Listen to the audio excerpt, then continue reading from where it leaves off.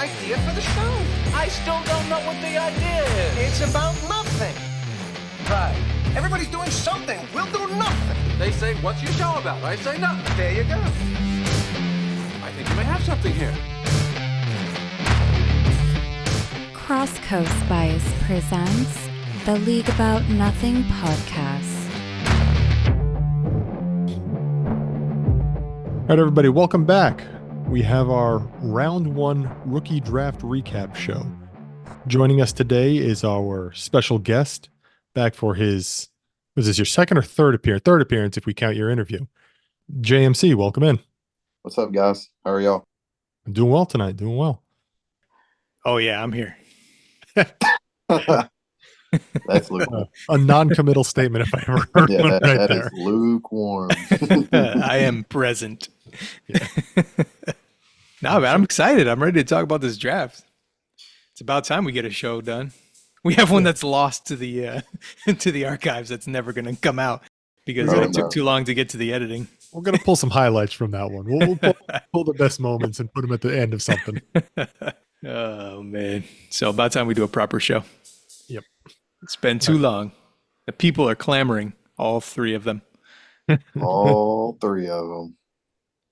All right. We're gonna focus on round one today, but before we do that, I want to give a few statistics about the overall draft.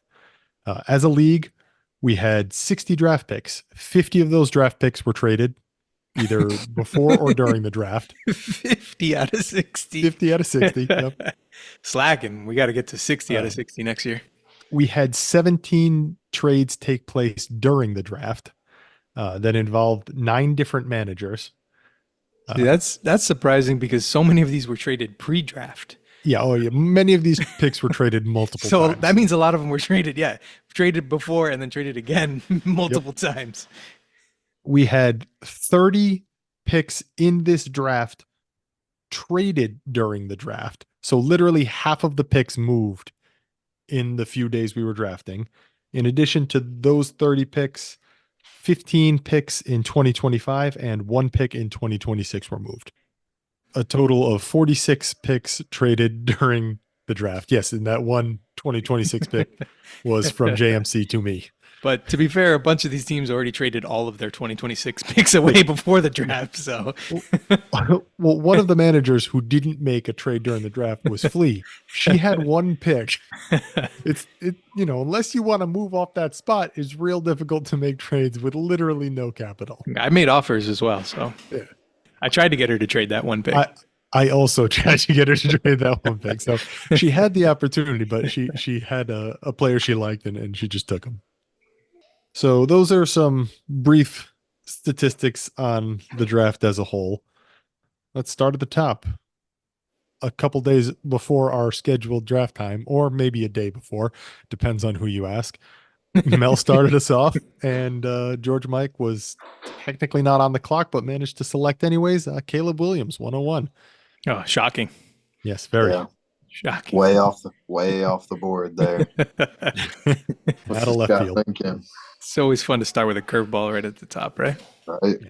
Knuckleball at the top. Really threw us all for a loop. Yeah, I think this was preordained for quite a while based on this roster's team needs. Yeah. Although I did question that with the depth of the quarterback class, he might go a different direction because knowing he had so many other picks, he could have gotten multiple other quarterbacks besides Caleb.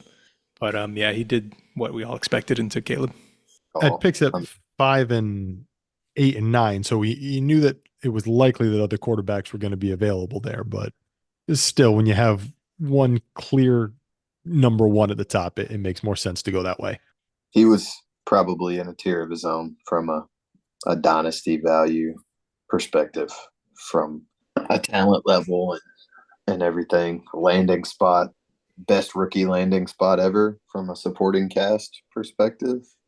Sure looks that way. Yeah, they certainly went out of the way to add talent, unlike the Justin Fields era. Yeah. I do appreciate Jones erasure. Doing something different, trying something else. He's got weapons at every level of the field. He's got long-term weapons, short-term weapons. He's set up for success for sure. say what you will about the Bears and their quarterback history, but it looks like they've learned from some of the mistakes they made, like not providing fields with anyone to throw to.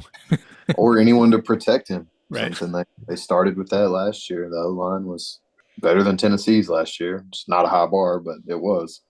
All right. Anybody got further thoughts on Caleb 101? This isn't exactly a Not a big conversation piece. He was a yeah, no-brainer. no.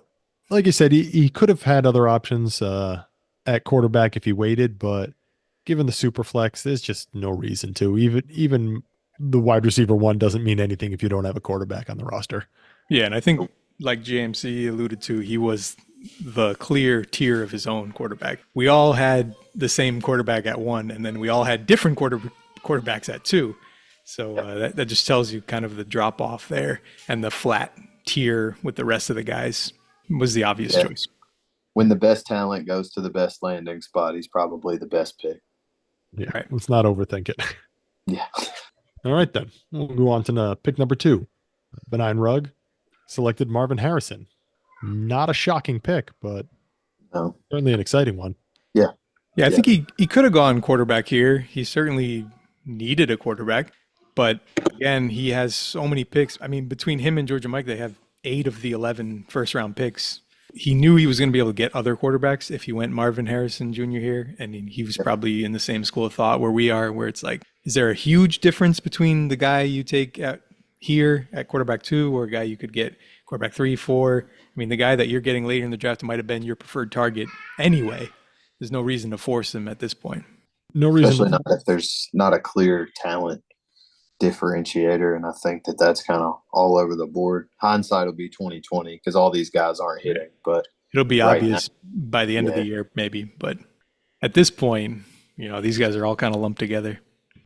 If there's no big differentiator at quarterback 2, he got quarterback 2 anyways. He didn't pick again until 6, and he picked a quarterback, and that was the next quarterback off the board. Right. At this point, he didn't know that was going to off. happen, but it worked out anyway. We talked about the landing spot with Caleb. Harrison's also in a really good landing spot because he has a legitimate quarterback throwing to him. A highly drafted wide receiver, and a lot of the time at the top of the draft like that, they're getting thrown to by bottom of the barrel guys. And Yeah, they're bad teams. Kyler's not that. Bad quarterbacks, Yep. generally. Yep. Malik Nabers. How dare you? It looks like we lost JMC, everyone. To be fair, Daniel Jones didn't play that much last year, so it wasn't all his fault. No, it wasn't.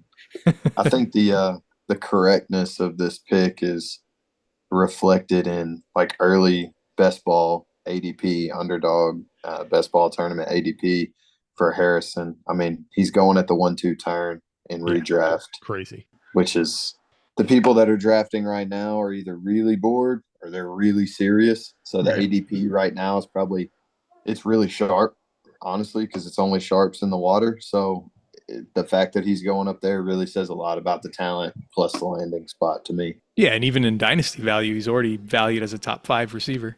I mean, you can't really pass on that type of value. You're just flushing it down the toilet if you don't make this pick. And the hit rate on the receivers up this high is it's way higher than the quarterbacks. From a safety perspective, he definitely made the right call. As long as Harrison doesn't fall flat on his face, he's going to have a lot of dynasty value for at least 2 years. Like people, even if he goes out there and gets 600 yards, he's still going to have almost the same value next year. Right. He's such an insulated asset because everybody viewed him as the top prospect in the class. So again, if he has almost everybody, but he was universally liked. This is not a guy where we're splitting hairs and guys goes in the late 20s as the wide receiver 1, like JSN did last year. And even he's held most of his value even after a weak season. I think the insulation is there. People are still trying to buy JSN. Right. I can assure you. Absolutely. Some people on this very call right now. I mean, I wouldn't dare. So we're going to go on to pick number 3. That was my pick. I took Brock Bowers. I'm going to throw it to you two gentlemen before I give any of my own opinions. I don't blame you for the pick. So I don't think you were wrong, but I did think that there was a debate to be had about where to go with it. I'm curious about the landing spot. I'm really curious about the usage. It's kind of like a black box in terms of like what they're going to do offensively. It was a ad hoc coaching staff last year. They didn't have time to put in their own playbook, so we don't really know what they're going to do. They've got another highly drafted tight end there. Are they going to run a lot of 12? Are they going to put Brock in the slot? It's interesting. Elite talent, best talent we've seen is from a tight end perspective, arguably ever. I guess you could split hairs between him and Pitts. I don't really care. They're both awesome. I'm just curious how they use him. That's my question. How do they use him? I was thinking about this earlier because I knew we were going to do this pod, but a lot of these gadgety manufactured touch guys at receiver get labeled as, gadget guys. And I just was wondering what you guys' thoughts were on Bowers, because they did a lot of jet sweep to Brock Bowers, screen to Brock Bowers, and it was gadgety. So for me, it's like, are they doing it because he's capable of it, or are they doing it because he can't do other stuff? Like, I wonder about him from a usage perspective. Like, how do you most effectively optimize his talents, and are they going to do that, or are they going to put a square peg in a round hole like what we've seen with Kyle Pitts? I'm curious. Yeah, I think in this format, start two tight end heavy premium, you're almost forced into making this big a guy with probably the best production profile we've ever seen from a tight end prospect. And yeah, he won on some gadgety type plays, but I think that's probably more because he could. There's not a lot of tight ends that can take a jet sweep 40 yards for a touchdown. So I think that was more like, hey, this is our best player. Get him the ball however we can, because he obviously produced other ways too. He was massively productive as a 18-year-old true freshman and on. So I'm not sure this is the best coaching staff to maximize his talent. We'll have to see. It's not a inspiring hire there, an offensive coordinator, and Pierce is basically a complete unknown as a head coach. So we'll see. Yeah, it's questionable to take another guy when you just drafted Michael Mayer last year, who was productive. I mean, he was good. What you expect from a solid rookie year. Yeah, how are they going to use him? Because they're going to have to play both. Otherwise, you can't just burn that pick on a productive inline tight end. You said Maye was the second rounder. Yeah, he's got some flexibility. They can play in the slot. They don't really have a slot guy there right now. So, I mean, he could be their third receiver, essentially. If you use him like that, then absolutely, that's worth the pick. And hopefully, if you're taking a guy this early in the draft, the Raiders, hopefully you have a plan. We say that all the time, but teams don't always seem to follow that. Logic says you're taking a guy there because you got to – logic says you take a guy here because you got a plan for him. But, that doesn't always work out in reality.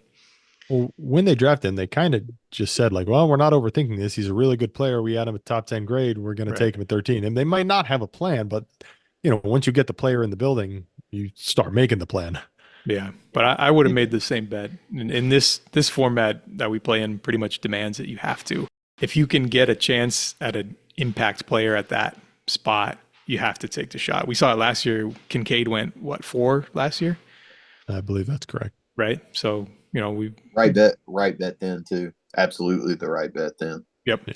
So I mean, Bowers is a lot better prospect than Kincaid was. So I have no qualms. It's a better class this year, but I have no problems taking him there. I don't either. We talked about trading up, and I would have taken him had I traded up. So yep. My question was, what were you hoping to see happen at number 3? Because you were sitting at number 4. Al had the intel, so I was prepared for it to go the way it went. And I was okay with it falling that way, because from a skill player perspective, just lumping them into tiers, I preferred Nabers to Harrison, although I would have utilized the Harrison buzz to trade out of the spot and hopefully get to Nabers. Like, I don't care if you have him higher, that's fine with me. I don't have a super strong take on it. I just prefer Nabers as a player. The tight end situation in the league had me semi-hoping that you would take somebody else and I could take Bowers. But if you didn't, I was prepared to take my wide receiver 1. And frankly, you taking Bowers made this selection easier for me, because the guys that I would have taken were gone. So I was fine with it. I thought you made the right call. It's the call I would have made in your position. Yeah, same. And I would have had a hard time choosing between Nabers and Bowers if they were both on the board there as well. Yeah. Yeah. These guys were all kind of in the same tier for me, just elite prospects. You're happy with whoever falls to you at that slot. Elite prospects. Yeah. I mean, some of the best prospects we've seen when you factor in production, age breakout, draft capital. Right. I mean, just some of the best prospects we've seen in years. Yeah, there's a lot of players in this class that would have been 101s in many other draft classes. So, yeah, I arguably four of the first four picks Yep. arguably are 101s in other classes. in most classes. I think- even Odunze. Yep. I think Odunze is a 101 in a different class. So, Yeah, if not a class with Harrison Nabers already in it. yeah, absolutely. If he had this profile coming out last year, he would have been easily the first receiver taken. Yeah, he doesn't make it out of the first 10 picks. Yeah. Tennessee would have taken him. Tennessee almost took Zay Flowers over Skoronski, but Vrabel ixnayed the pick. So I can assure you, if Odunze had come out last year, he would have been a Tennessee Titan. He wouldn't have made it past 11.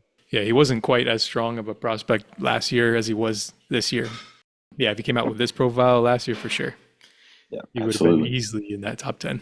Sounds like you guys were in alignment with me on the Neighbors at 4 selection. Definitely what you guys would have done there. Yep. Yeah, I know you got some offers on the clock too. Yeah. But you decided to stand pat, and I don't blame you. It would have been hard to trade out of that pick. If he hits, what's the ceiling on him from a prospect perspective, from a dynasty value perspective? Probably The wide receiver absolute. one. I mean, the ultimate ceiling, he could very well go right to the top. I would say the ceiling is wide receiver 4, maybe 5. I think it's going to be really hard to break into the Jamar, JJF, CD tier. I think it's going to be really hard to pass those guys. CD wasn't in that tier the year before, so True.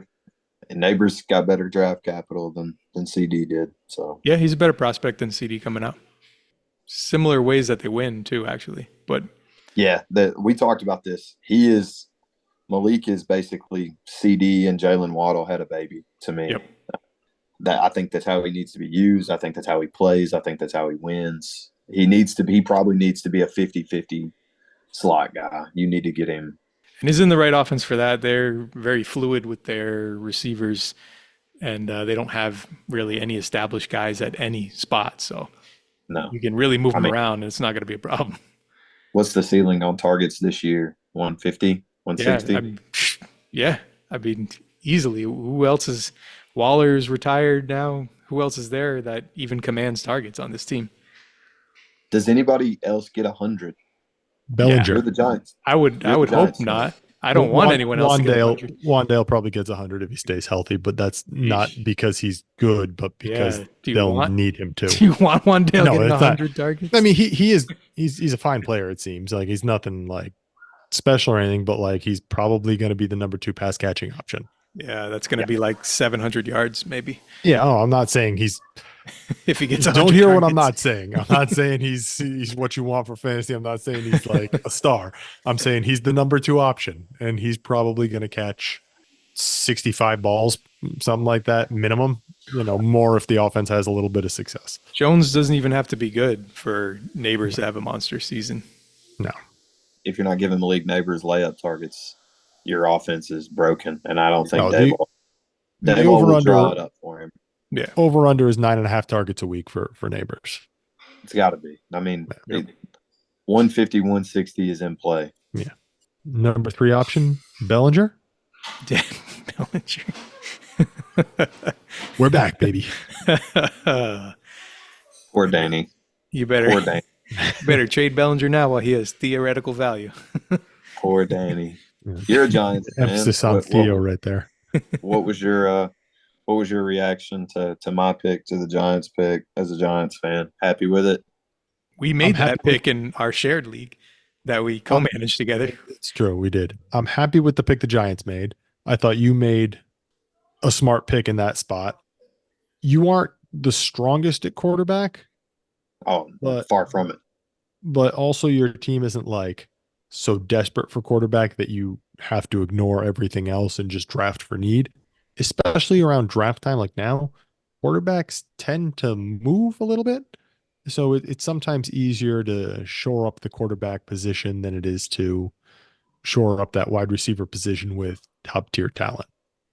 I seriously considered Jayden for a day or two. I seriously considered Jayden, but I knew that going into the season, I was going to have pretty much 4 dead roster spots at running back and tight end. And factoring that in, the value of Nabers superseded the need for Daniels. It made a strength more of a strength for me at receiver. It was more valuable to me to ensure that I had 6 usable weeks from my receiving room every week, which I think, given the number of them that I have at this point, should happen. So I think it made me better short term and more safety long term. So that's why I landed on Nabers. Yeah, and in this league, the scoring format leans towards wide receivers anyway. As a whole, wide receivers outscore quarterbacks. If you look at the warp chart, they're more impactful than quarterbacks overall. The elite quarterbacks are still elite, and they're still going to outscore everybody else. But in general, if you're looking at, how many of these guys are quarterback 1 overall ceilings, maybe, but how likely is that? You're better off having a receiver that is going to be a wide receiver 1, most likely. Yeah. Yep. Yeah, so we've been discussing it, but we should officially say it out loud. Malik Nabers was the 4th overall pick taken by JMC. That pick originally belonged to Criddle, but you acquired it at some point. We're not going to go back over how every pick was acquired because we'd be here all night. But, every other first round pick was traded. Yeah, from here to the end. So the first 3 picks were made by their own teams, which constitutes 30% of the picks that were made by their own teams in the draft. Gotta love the activity. Yeah, no, it's exciting to see how many trades there were. It was nice to see every time I checked my phone, it's like, oh, a trade has been completed, and run over and check. Is it one of the ones I sent? No, right? Never is. Actually, it's funny. Between the 3 of us, we completed 14 trades, several of which were with each other. So that's pretty solid activity right there. Well, between you, Rugg, and GeorgiaMike, you had 11 of the 12 picks. The only other pick was JMC's at 4. You guys made all of the rest of the picks in the first round. It was a busy round for the 3 of us. The rest of you just got only to for sit the there 3 and of watch. you. Yeah, exactly. And it's funny. There was only the one trade, and it was between me and Mr. Good News. Right. Yeah, we'll get to that one. I have thoughts about that one. But the Nabers pick is adding wide receiver at that level is just always a good decision, which at pick number 5, GeorgiaMike agreed with because he took Odunze to pair with his Caleb Williams. I've already mentioned how I love drafting for the stack there. That's probably colored by the fact that I just really like Odunze though. So right.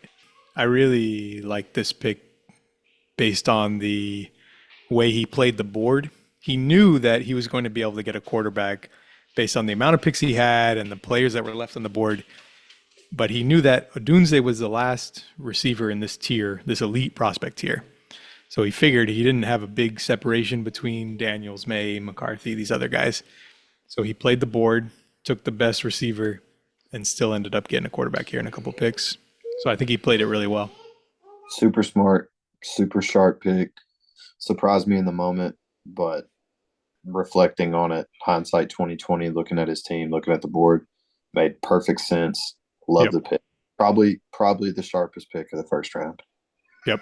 This is the second time I've seen Odunze go ahead of his ADP to the Caleb owner in one of my drafts, and both times I was thrilled with it. It's a smart play. If they both hit, you've got Joe Burrow, Jamar Chase. Yeah, that's the upside here.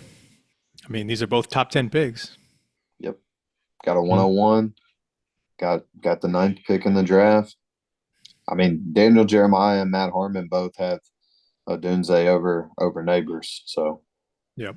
Yeah, Daniel I think Jeremiah had Odunze as the number one receiver in the draft, or I remember right. Uh, Or maybe he was two behind Harrison. I hate to tell you this, but I had Odunze over Nabers as well. I wanted the Giants to draft Odunze, but I'm not disappointed with Nabers. I also wanted the Giants to draft Odunze so that Nabers could go to Chicago. Sure. This is just more Daniel Jones slander. Actually, no, that's not what I wanted. To be honest with you, I was pounding the table, praying and drinking tequila on the beach, hoping that the Giants took Odunze so that my Titans could take Malik Nabers at 7, because that's what would have happened. And I would have been a very, very happy young man had that happened. Sure. you've been in here trading for 101 to make sure you got him. Absolutely.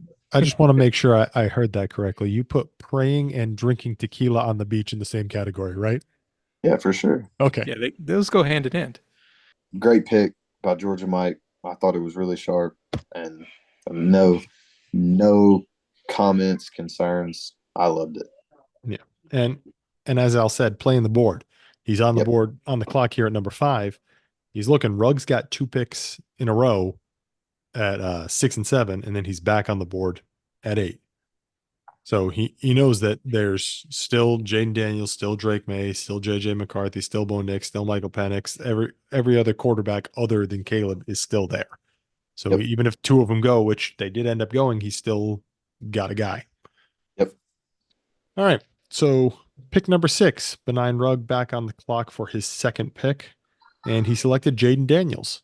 So Jayden Daniels, second quarterback off the board, and Ruggs first. He ended up adding a few, but that was the pick that JMC, you said was your QB2 in the pre-draft process. Do you still hold to that? From a fantasy perspective, yes. Yeah, real life. Sorry, I misspoke. Real life, no. Drake is still 2 in real life, but fantasy, yes. And I loved what he did here at 6 and 7. He let it play out, didn't get desperate to move up, and the 2 quarterbacks fell to him. Yeah. I mean, how often do you see in Superflex 2 top 3 picks at quarterback go 6 and 7 in a draft? Yeah, never. Yeah, Never. We could do both these at once. I'll say at number 7, Benign Ruggs still on the clock, picked Drake Maye. So Jayden Daniels, Drake Maye back to back 6 and 7. Yeah, you got the 2 guys that he had considered taking 102 over Harrison. He ended up getting both of them back to back at 6 and 7. I mean, the value in this draft, there's just too many good players. I mean, guys, somebody had to drop, and it happened to be Jayden Daniels versus ADP in this one. Yeah. And he played it perfect. I mean, to get those 2 guys at 6 and 7 in combination with Harrison is just he couldn't have hoped for any better. No, it was a good draft to have a lot of first round picks, and GeorgiaMike and Benign Rugg cleaned up, and they set themselves up to have a quicker turnaround than you would have thought going into the last season. Yeah, no doubt. If these guys all hit, these rosters are going to be looking a lot better very quickly. Yep. And I think that I have the handcuff or the starter for the Patriots in Brissett, and I think Maye takes his job in short order. I don't think Brissett makes it 5 games. He might not make it 3. Yeah, we'll see if he survives training camp and preseason as the starter. Hoping for Drake Maye to be a guy. I really like him in real life. I think he's a winner. Yep. He's a very strong prospect. He would have been in play at 101 if Caleb wasn't in this class. Absolutely. And he would have been a worthy pick there too. As was Daniels. Daniels was a strong prospect as well. My fear with Daniels, which this is something you and I talked about, I always get nervous about older guys and production really late. I mean, he was 23, I think, before he had a great season, which doesn't mean he's not a great player. At least he did it in the SEC. He did do that. Yeah. If he had done this at Arizona State, then we would have had bigger concerns. Yeah. It's the Joe Burrow route as well. I mean, that 1 year just outlier season, but Burrow didn't really play. Daniels played. He started as a true freshman. He played 5 full seasons as a starter. That's the difference, and that's the concern. We've seen Daniels be bad.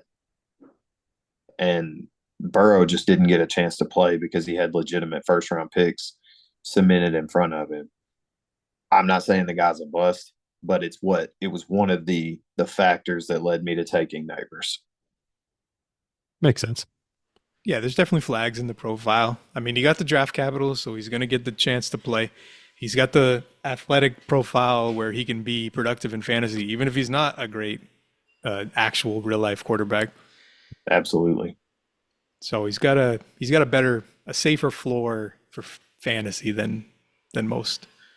He's a better player than Justin Fields. Yeah, absolutely. Yep. And the rushing upside is super similar. So, I mean, from a fantasy perspective, it's going to be hard for Daniels to miss, I think. Yeah, there's a reason that he was going 102 in most Superflex drafts, 103 at the latest. Yeah. I mean, in this loaded class. So to get him here at 106, he did very well. And then to pair him with Drake Maye, 107, just a coup. Yeah, absolutely. Another guy that has legitimate rushing upside, especially on the goal line, which we've seen with Josh Allen and Jalen Hurts, how strong that can be for fantasy guys. So with Anthony Richardson last year in the brief time he played. Yeah, guys that get those carries from the 1 and 2 yard line. It's an easy 6 for him, and I think Maye has the physical abilities and the size to do that. I think he might surprise a few people with the rushing. Yeah, he can run. Yeah. Like the younger quarterbacks run a lot more. They usually tail off later in the career, but the first couple of years you'll see the highest rushing upside from these guys. So for sure.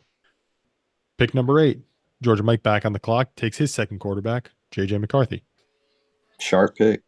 So he gambled a little bit on which quarterback would be available. We don't know who he had a preference of between, that Daniels, Maye, McCarthy. Obviously, we know he liked McCarthy better than Nix and Penix, but he still got a first-round talent because there was 6 of them. And I like the pick. I would have taken him over Nix and Penix as well. He's younger. He was better earlier, and he has an opportunity to play now in a great offense, really, from a scheme perspective. I mean, O'Connell had Nick Mullins looking like a world beater last year, throwing for 300 yards and all that. So, I mean, McCarthy walks into a setup with the best wide receiver in the NFL, a legitimate wide receiver too, a tight end that'll be coming back who's been good for the majority of his career as a safety blanket. He's in a great setup to succeed. Yep. Yeah, he couldn't have landed in a better spot. This is where I was hoping that Penix would land in Minnesota. Underrated landing spot. He was off the board. He had already gone to Atlanta before JJ McCarthy got picked. Yeah. Underrated landing spot for Penix, other than the fact that they had a guy that they paid $100 million right. at the same position. Right. But yeah, JJ McCarthy, I mean, this was the pick here. Yeah. I have no qualms with this pick. I think Al and I had pretty much determined like a month out from this draft. This was in some order what the 8 selections were going to be in this draft. Yeah. Pretty much. Draft really started at 9. Pretty much pre-NFL draft, we knew these were going to be the first 8 guys. We didn't even need the draft capital to tell us. And then they all got even better draft capital than we thought. Absolutely. So that just solidified it. Yeah, and then this is where the draft really started here at 109. Yep. Because 109 to 209 could have been the same players in any order, and we would have probably understood it. A lot of guesswork after that top 8. Everybody likes the McCarthy pick. I got to say, I'm lukewarm on it. I think it's fine. I would have taken Michael Penix there. I would have as well. But I mean, that's he needs a quarterback, and you say, JMC, that he's going to start now. Well, does that really matter to GeorgiaMike? Because he's not competing for a title this year. He's got a chance to start now. Sure, yeah, but if he has a chance to start in 2 years. Who starts more games this year, Jacoby Brissett or Sam Darnold? I think Brissett. I would say Brissett. There you go. Right. I would say Brissett. But my point isn't whether Brissett starts more or Darnold starts more. I mean, they're probably both going to start a few. But my point is, in context of fantasy, GeorgiaMike improved his team greatly. He's got a lot of impact players here, a lot of really good high caliber guys and high draft capital guys. But he's still not a title contender this year. So it almost doesn't matter whether JJ McCarthy plays 17 games or 7 games or 1 game. Yeah, that's why I thought Michael Penix might have been his pick here. I was actually surprised that he took McCarthy. I was too.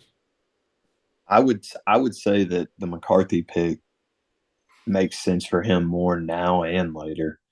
If he plays now, it helps him towards potentially being at least mid-tier competitive if he's good. If he doesn't, then it's just a hole, and he'll be worse and have higher picks next year. And Penix could conceivably sit for 2 years.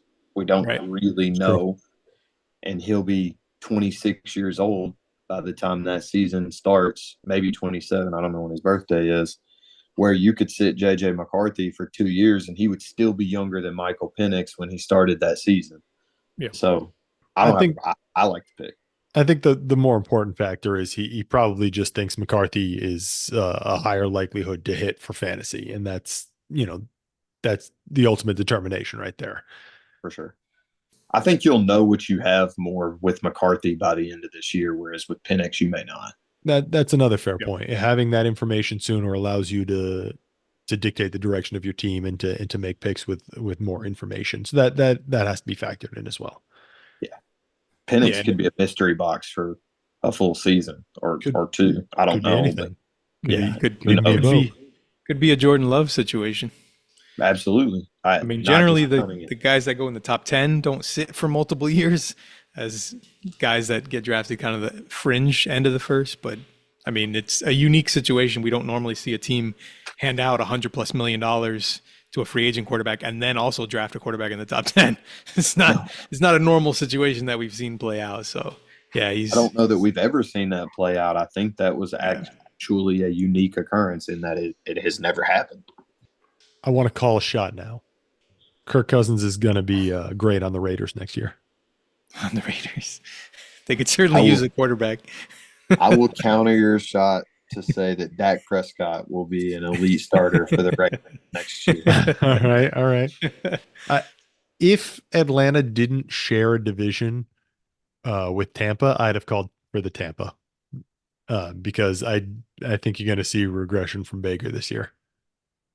Yeah, I would agree with that. I don't, however, think that you will see a regression from Kirk, which I think will make him really hard to move. Well, that's fair. Because Kirk is awesome. I mean, he's a good quarterback. Kirk is better. Kirk, when he was healthy, was better than Dak Prescott. They're the same thing. They're the same. I've heard the narrative. I've heard, what is it? It's Bill Simmons that says he's better. He's Dak with better PR or something like that.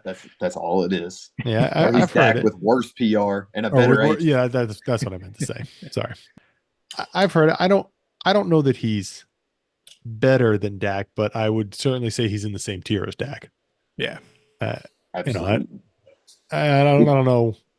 If you put them on the same team, if you could fantasy play it, same team, I don't think you would see a difference in the productivity of the two teams. Probably not. I don't want to be put in the position of defending Cowboys. I really don't. I like that. It causes me physical pain. He'd be the best quarterback to ever play for the Titans. I like that. You guys had Kerry Collins.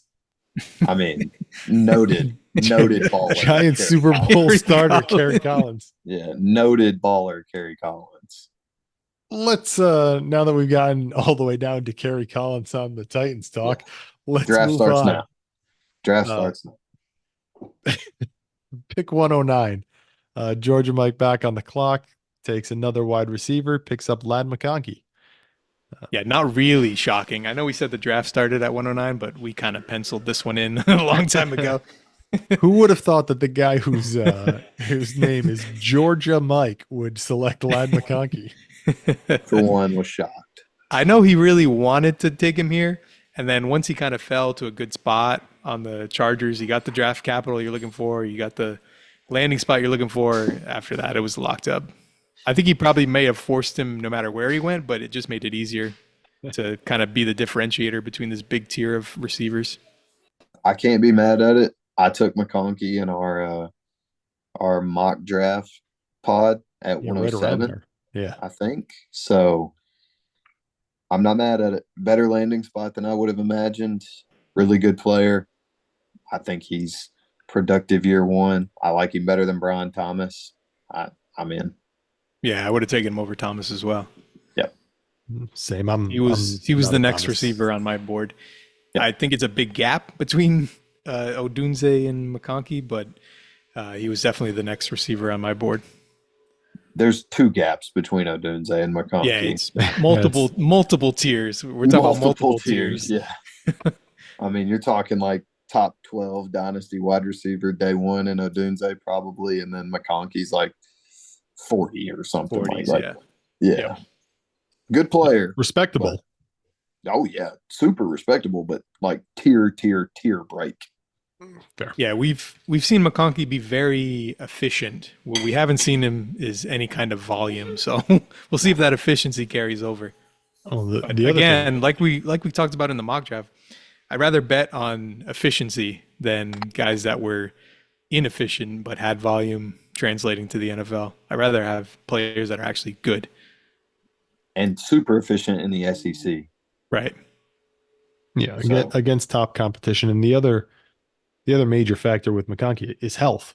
Yep. You need availability. Well, Yep. don't worry. He's going to the Chargers. They're notorious for keeping their players healthy. Well, it's hard to get hurt if you never catch the ball, and they're never going to throw the ball again.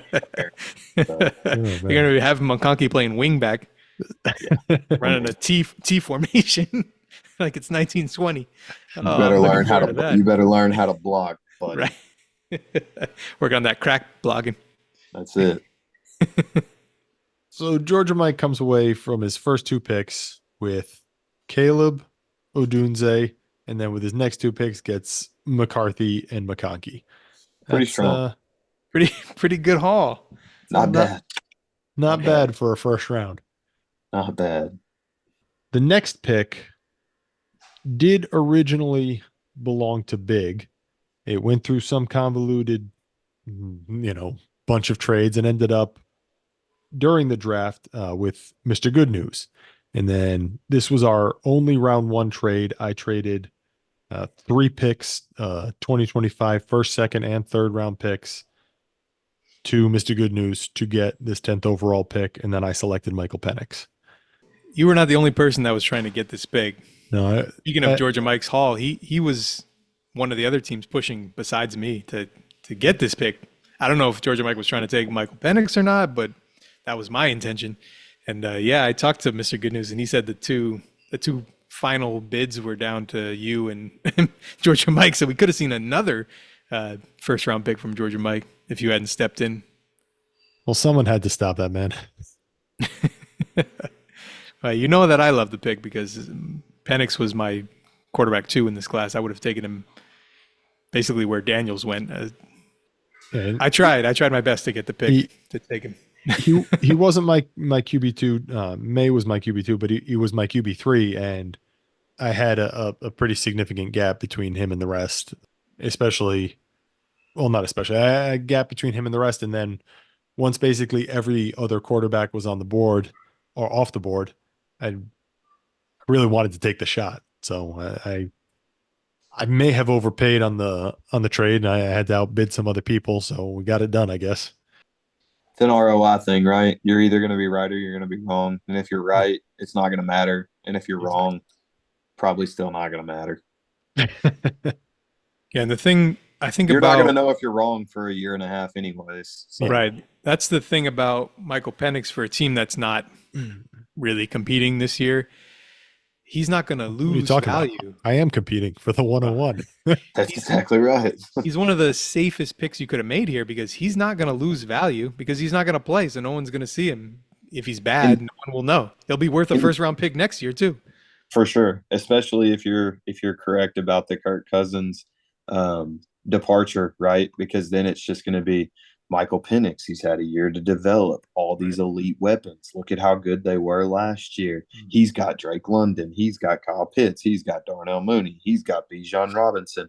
So if you're looking to get out before you really know what he is, I guarantee you can do better than first, second, and third from a future draft for the guy. Yep, you'll have a window to sell for sure. Now, if you took a guy like Brian Thomas and he flops year one, you ain't getting a first round pick for him next year if he has a Quentin Johnson season. Nope. So when you're not really looking for production this year, and you're just trying to take the safest guy, if you can't flip it to a future first, you might as well take a guy who's still going to be worth a future first next year, almost guaranteed. Future first plus. Right. Because the conversation will have been, if Michael Penix was in this draft, he would be the 101. And looking at next year's quarterback class, he may have been the QB1 next year. That's what I'm saying. Yeah, and I'm fortunate enough to be in a position that I don't need to reach for quarterbacks, and I can, take the shot. Patrick Mahomes gives a lot of leeway to the rest of the quarterback room, but back of the first round, top 12 draft capital, it makes sense to take those shots. Yeah, agreed. Yep, it's what I would have done. It's what I was trying to do. Desperately trying to trade for that pick, but it certainly didn't really fit my roster anyway, so he probably saved me from myself, giving up a bunch of flexibility and draft capital for a guy to sit on probably my practice squad for the season and not contribute in any way. Well, when you're projected 60 points better than everybody else week one, you can probably got some flexibility to spare. Just throwing it out there. Who knows? I'm gonna have to edit that part out. Yeah. Can't be spreading lies like that. No one's gonna trade with me anymore. Well, I mean, it's all right there. It's public. It's public. Yeah, I mean, I like the pick, especially with the team construction that he's got. Mahomes, Anthony Richardson, and now Michael Penix, and he picked up another one here at 112 when we get to it. Yeah. He put himself in a position where he can basically ignore quarterback for the next several drafts potentially and use his capital to fill out the rest of the roster. Yeah, pick made sense. Yep, and we've seen a wide range from Michael Penix. He's gone from this area to the end of the second round.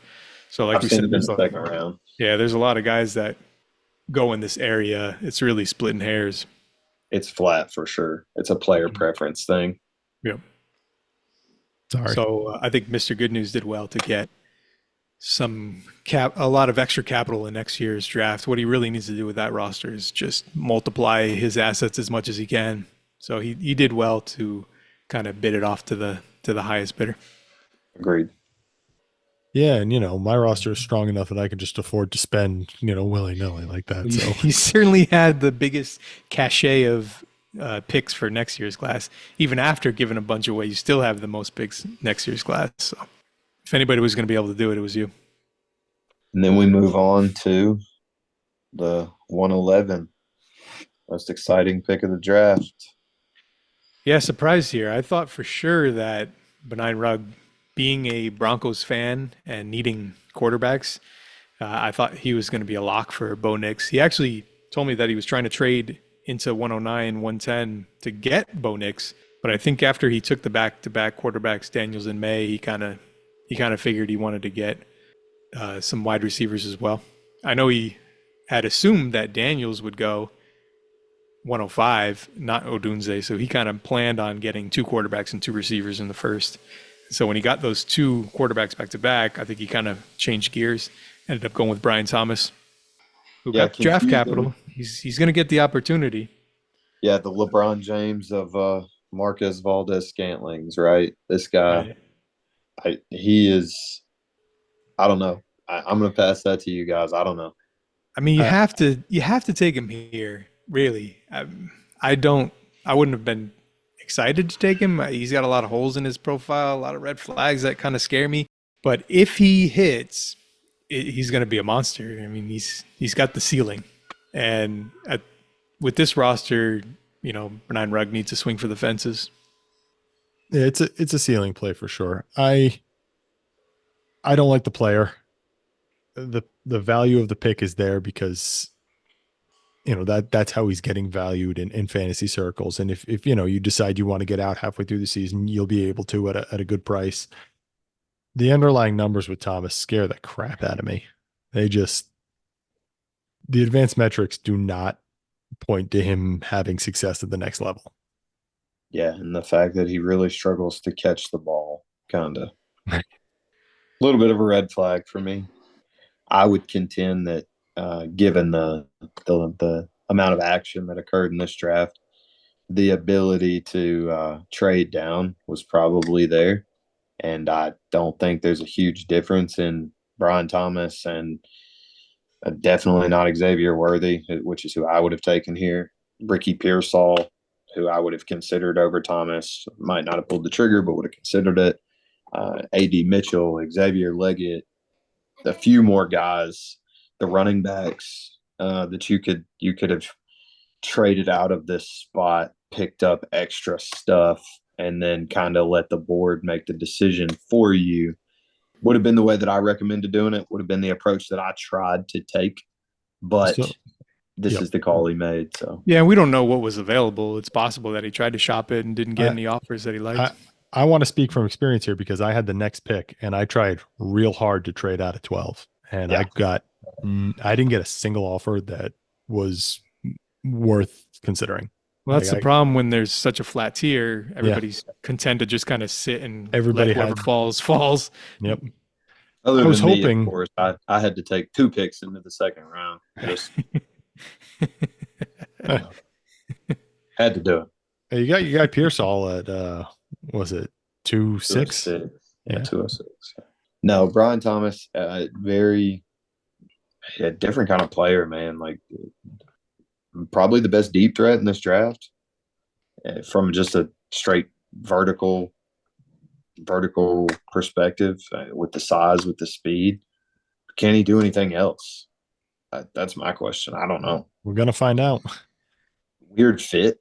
It implies that the team sees him as a different type of player and plans to use him differently, or that they were unsure of what they were doing with their pick. They might have expected a different board to be available to them. Assuming there were no trade down offers, draft capital, and don't have a huge problem with the pick, I definitely would have taken Worthy here, though. But like, if I was sticking, definitely would have taken Worthy. Yeah, I think Worthy has a lot of the same concerns and flaws that Thomas has. The low yardage numbers against certain, was it yards per route run or something, isn't it? They just both bottom of the barrel in that. Worthy was closer to average. Was he? Yeah. Okay. Thomas was, and he also well below average. And he also dusted off the competition on his own team, right? Like he was way more productive than A.D. Mitchell. And we saw Malik be very productive with Jayden and Brian. Be successful, obviously, he was 17th overall pick, but nowhere near as successful as what Malik was. So, and also took him a long time to get there. I mean, he just had a lot of red flags analytically in the profile, but all of these guys did, to be honest, from this point on. All of these receivers had holes in their profiles, but they all had really good draft capital. So, something's got to give. Well, you said he was 17. That's the thing. Jacksonville was on the board at 17, but then traded back and picked him at 23. Like they didn't even stay at 17 and pick him. Sure. They moved back a few spots, which, I mean, he was still the next wide receiver after Odunze. So he was still number 4 off the board. So I guess it doesn't really matter whether it was 17 or 23, but it's a little strange to me that the team was willing to move back like that. He was a very popular mock pick to go to Jacksonville. So, I mean, I don't think it's too surprising. They couldn't have been caught off guard that he was there. No. This was pretty chalky. But kudos to him for not letting the hype get to him, but I could not have passed up Worthy in that landing spot, and the way that like we know for sure that if that dude is not a disaster, they know how to use him. And I would have allowed that to be a tiebreaker for me between the two. You know, this guy's attached to Patrick Mahomes with a really clear pathway to volume, which I don't think Brian Thomas has. I think he's probably a distant third in the pecking order behind Ingram and Kirk. Fourth, if you factor in the touches that are going to go to the running game. I think Worthy could ascend to 3 in Kansas City, but with more diversity in his usage profile. I think he will get layup targets. I think he will get screens, shovel passes, deep shots, because that's what they do. Yep. I think really murky on Brian Thomas. I like, you're not throwing jet sweeps behind the line, touch pass jet sweeps to Brian Thomas behind the line of scrimmage like you are Xavier Worthy. We will see that with Xavier Worthy for sure. Brian Thomas, I don't know. So I don't have a huge problem with it, just not what I would have done. I don't know if I agree with they won't try to manufacture touches. I mean, Thomas he's not quite Worthy speed. What do you run, a 4.33 or something like that? They're going to try to get him the ball on things like jet sweeps and moving where he's got an open field. I think they'll manufacture touches for him. I think he might be capable of that. I don't know what about the way that their offense functioned last year would indicate that they would do that. I think that's the biggest problem, is the difference in the schemes and the play calling. Andy Reid is not calling the plays in Jacksonville. It's a stark contrast. Like huge difference. I mean, we're talking Calvin Ridley has never been a boundary non-slant post, like every play, like it was an interesting usage for Calvin Ridley last year. I don't think he was very happy with that. No. So that, I'm not saying Thomas isn't capable of that. I'm just saying I've got huge questions about whether or not Jacksonville has the schematic flexibility to do it. Well, and honestly, Thomas fits that role that they put Calvin Ridley into better than Calvin Ridley did. Way better than Calvin Ridley. Yeah. So I mean, way better. Picking a guy. Of course, they already signed, Gabe Davis to also fit that role. So there's a little bit of overlap there. We'll see what happens. I really liked this pick for Christian Kirk. I can say that. Right. Christian Kirk is the clear target earner. Yeah, absolutely. Well, let's hit this last pick. Yep, all right. Last pick. Also your pick. Also my pick, yep. So after trading in and taking Michael Penix at 110, I stayed with the pick that I don't remember exactly how I got it, but it's the 112 was originally Al's pick. Well, it was my pick at one point. Yeah, and I'm pretty sure I got this one. You know what? I'm not even going to pretend I know how I got this one. Anyway, I drafted Bo Nix at 12. I did, like I said, try pretty hard to trade out of this, not because I didn't want Bo Nix, but because I was hoping to add some value. I thought that there might be a couple of guys who wanted to come up for that last quarterback or get a guy like Worthy who was dropping pretty far compared to his ADP, or even someone who wanted, Senate or running back or a tight end, anyone.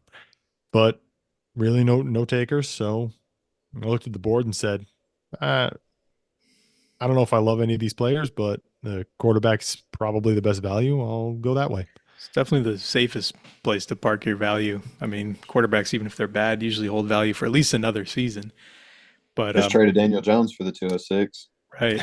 Watch Knicks end up being the best of this quarterback class after all this future Hall of slander. Famer. All this slander that we've put on him for the last couple of months.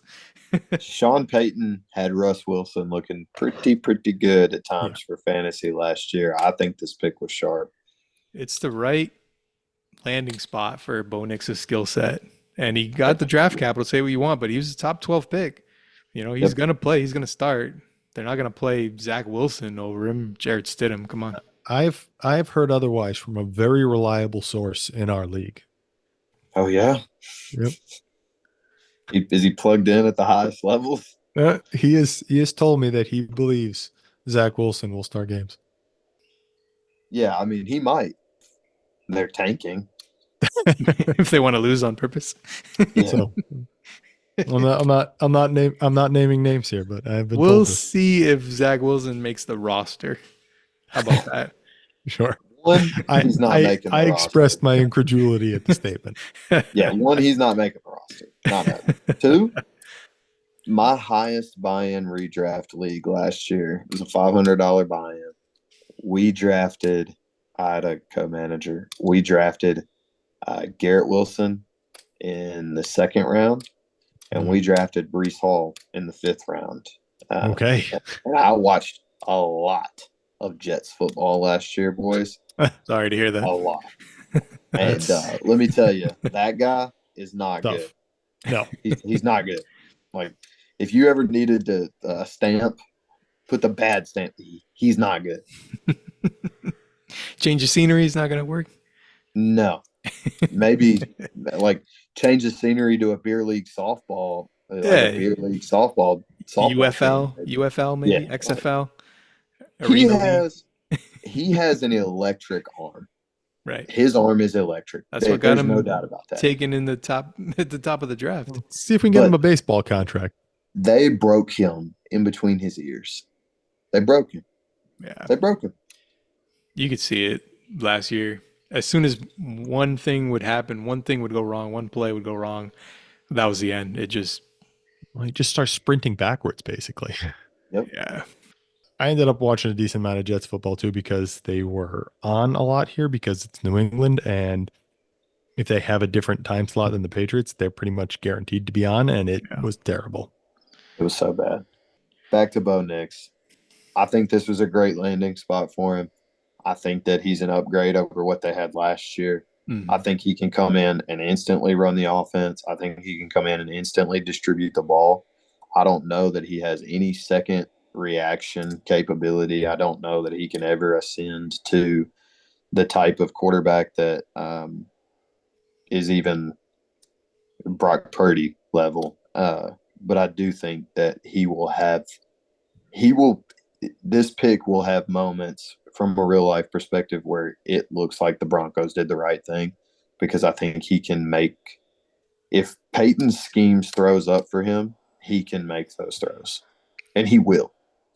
And I mean, player take aside, just from a pure dynasty fantasy value, getting a quarterback that went in the top 12 At 12. the last pick of the first round in a Superflex league is tremendous value. I mean, Absolutely. this is, if you're looking for a safe spot to park your value, this is it. You take the quarterback.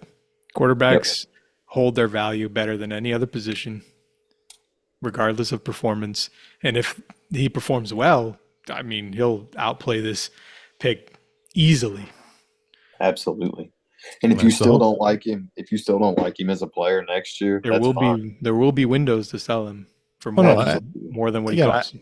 I wouldn't have made the pick. I'd have gone somewhere else because there were other guys that had value. If I didn't like him at least a little bit.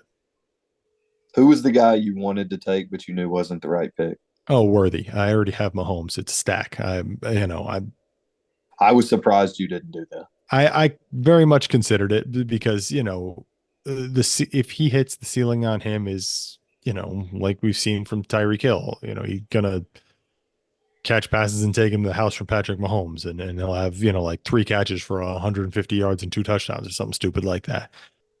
I just consider that a much lower likelihood of an outcome. I didn't think that the value was there in that pick the same way it was with Nix. Hard to disagree. He's not, I don't think he's going to be bad enough to get benched in his rookie contract. Yeah, this is not a Josh Rosen prospect, right? No. And I think they're so pot committed to Peyton, and Nix is Peyton's guy. He will start the duration of his rookie contract, I think. Yeah, and as long as he's a starter, he's worth more than what you paid to draft him already. So, yep. Well, and we've seen guys who are not that top level of quarterback, but once they get enough reps in the league, you see just improvement based on how many things they've seen. Like Jared Goff Jared falls Goff. into that. Yeah, Jared Goff falls into that category for me. Kirk Cousins falls into that category. Could Bo Nix be Jared Goff? Absolutely. Yeah, He absolutely good. Once they get, that's not sarcastic. He Yeah. could absolutely be Jared Goff. yeah. Yep. And if he has Jared Goff's career, I'll be thrilled. You nailed this pick. That's fantastic. And even with that first year of Goff, that was atrocious. Let's hope he avoids that. Which could very well happen because the Broncos' offense is pathetic. Yeah. Didn't get worse, though. Didn't get worse. And Russ was still usable last year. Yep. Yeah. Yep. Russ, for fantasy purposes, was fine. Yeah, that's what he was a QB2 and a super flex. You were all right. Yeah. And Absolutely. Nix gives you a rushing floor as well. I mean, he ran in college. He's an athlete. Yeah, he's I don't athletic. expect him to be a huge threat in the NFL level, but No, he's that 300 yards a year, not 1,000. right, which helps. That helps the floor for sure. Yeah, a couple points a week. Not going to argue with that. No. And definite possibility that it's an addition by subtraction thing with Jerry Jeudy. Like Marvin Mims is probably better than Jerry Jeudy. I certainly hope so. Yeah, well, it's not hard to do. Jerry Judy's not very good. He said Marvin, not Denzel. Good. If Jerry Jeudy was good, we would have seen him be good at some point by now. Right. Yeah. He's not good. It's been Jerry long enough. Jeudy is what he is, which is a solid receiver, but he's not a top tier receiver. He's not the CeeDee Lamb level you expected when him and back to back like that. He's not better than Calvin Ridley. No, not even close. I mean, no, he's a wide receiver too. Like, Yep, and that's fine. Like you need wide receiver. Like, good for him. Teams need that. Marvin Mims will provide a more dynamic element than what Jerry Jeudy provided last year. Yeah, we saw a lot of splash plays from Mims and very limited opportunities. So with an increased role, we'll see. Yeah, and Sutton is still there. They drafted my guy Franklin, so we'll see how it all goes. Right. Greg Dulcich. I mean, yep. Yeah, and that guy was productive when he was healthy. They've got four different running backs who I have heard people declare will catch 50 passes this year. So apparently they're just going to throw it to everyone. In the Sean Payton offense, it might be true. With you like to throw to the running backs. With Bo Nix at quarterback. And Bo Nix likes to throw to running backs as well. Like I said, match made in heaven for these two. It was the right fit for Nix. It might have been a reach in the NFL draft where we thought he was going to go pre-draft, but couldn't be a better fit. But it might have been a reach, but at number 13, the Raiders were there. They needed a quarterback. Yep. Yeah. And only if you're wrong. How good does he have to be for it to not be a reach? Right. He doesn't have to be that good for it to not be a reach. Yeah. It's a Broncos organization who's used to having success, and then all of a sudden, like, everything came crashing down after the last Super Bowl, and they've kind of been on the wrong foot since then. They want to get back to a baseline of competency. Yeah, if you don't have a quarterback, that's what happens. When you burn top 2 round picks on Paxton Lynch and Tim Tebow, you get what you pay for. Right. Brock Osweiler. Brock Osweiler. If you can't get the quarterback right, you're not going to be a good team. That's just how it works in the NFL. Yeah. I mean, and that's what they thought they were doing with Wilson, and oops. Yeah, big oops. Wow. How sharp does Pete Carroll look now? Right. I don't know. He got fired. Mutual. Yeah, mutual. No, that was not mutual. That man got fired. He's gonna be coaching again somewhere else. Maybe not in the NFL. Might go back to. He's gonna be coaching again within 12 months. Poor PD Sunshine. He deserved better. Yeah, that man wants Super to Bowl coach. Winner. That's right. Super Bowl winner, Pete Carroll to y'all. True. But no, I like the pick. I don't think the first round had too many surprises. I think we'll have a lot to talk about if we do a second round recap. Yep. Yeah, I know we'll pick some highlights from the rest and go through everything. But tonight is not that night. We're we're gonna wrap up the first round here. We'll be back. We'll get rounds 2 through 4 done. We'll all pick our favorite picks, our least favorite picks, our favorite trades, all that sort of stuff. But for now, we're gonna sign off and say thanks everyone for tuning in. JMC, thanks for joining us. Yeah, man. Anytime. Always have fun. I love doing this. It's getting me ready for the season. So let's do it again. Y'all have a good one. Sounds good.